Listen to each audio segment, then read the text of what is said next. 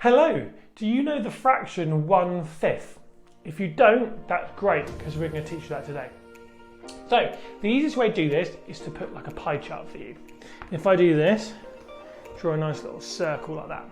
Now, what I'm going to do is I'm going to cut it into 5 parts. Okay, so if I do like that, and then I could, to be fair, I could go 1, 2, and we go 1, 2, 3, 4, and let's just put one extra one like that. I know this is not even, just to give you an example. Now, as you can see, there are 5 parts to this pie chart, aren't there? What we're going to do today is we're going to show you how we get to the fraction 1/5. Okay, so to get to this fraction, all you need to do is you colour in one of this piece of the pie. And then that is how you get the number at the top is 1, because the number at the top is how many are coloured in.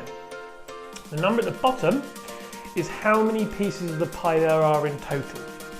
So let's see if it's 5. 1, 2, 3, 4, 5. There are. So that is why the bottom number is 5. Okay? So remember, top number is how many are coloured in, and the bottom number is how many pieces of the pie there are in total. So use information, play the next game, and we'll see you in the next one. Bye!